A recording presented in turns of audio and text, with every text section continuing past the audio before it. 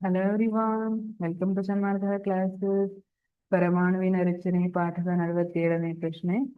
Bore ಪರಮಾಣು ಮಾದರಿಯನ್ನಾಧರಿಸಿ calcium ಪರಮಾಣುವಿನ ರಚನೆಯ ಮಾದರಿಯನ್ನು ಬರೆದು ಭಾಗಗಳನ್ನು ಗುರುತಿಸಿ.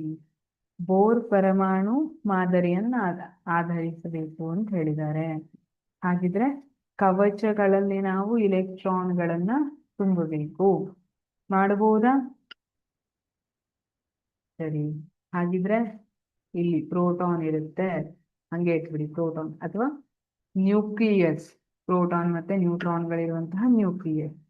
ಅದರ ಸುತ್ತ ಇಲೆಕ್ಟ್ರಾನ್ಗಳು ಸುತ್ತುತ್ತಾ ಇರುತ್ತೆ. ಕೆ ಕವಚ, ಎಲ್ ಕವಚ, ಎಂ ಕವಚ, ಈ ರೀತಿ ಬರುತ್ತೆ.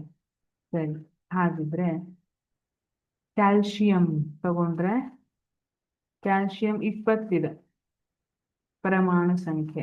ಹಾಗಿದ್ರೆ ಕೆ ಎಲ್ ಎಂ ಎನ್ ಗಳಲ್ಲಿ ಹೇಗೆ ನಾವು ಇಲೆಕ್ಟ್ರಾನ್ಗಳನ್ನ ತುಂಬಬಹುದು? ಕೆದಲ್ಲಿ 2 ಎಲೆಕ್ಟ್ರಾನ್, ಎಲ್ ಅಲ್ಲಿ 8 ಎಲೆಕ್ಟ್ರಾನ್, ಎಂ ದಲ್ಲೂ 8 ಎಲೆಕ್ಟ್ರಾನ್.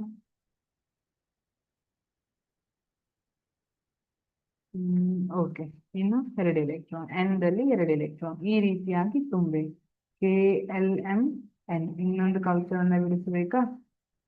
ಸರಿ, ಹಾಗಿದ್ರೆ ಕೆ ದಲ್ಲಿ 2 ಎಲೆಕ್ಟ್ರಾನ್ ಇರುತ್ತೆ, ಎಲ್ ದಲ್ಲಿ 8 ಎಲೆಕ್ಟ್ರಾನ್ ಇರುತ್ತೆ, ಎಂ ದಲ್ಲಿ ಕೂಡ 8 ಎಲೆಕ್ಟ್ರಾನ್ ಇರುತ್ತೆ, ಎನ್ ನಲ್ಲಿ 2 ಎಲೆಕ್ಟ್ರಾನ್ ಇರುತ್ತೆ. ಈ ರೀತಿಯಾಗಿ ಬರೆಯುವಂಥದ್ದು. ಇದು ಕ್ಯಾಲ್ಸಿಯಂನ ಪರಮಾಣುವಿನ ರಚನೆಯ ಮಾದರಿ ಆಗಿರುತ್ತೆ. K L M N. ಇವೇನು? N N.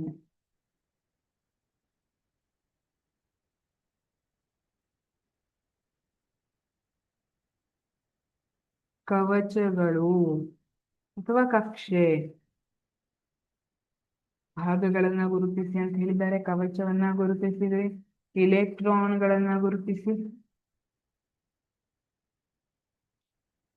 ಇಲೆಕ್ಟ್ರಾನ್ಗಳು, ಅದಾದ್ಮೇಲೆ ಇದೇನು? ನ್ಯೂಕ್ಲಿಯಸ್ ಅಥವಾ ಬೀಜ ಕೇಂದ್ರ. ಈ ರೀತಿ ಭಾಗಗಳನ್ನ ಗುರುತಿಸಬಹುದು. Thank you.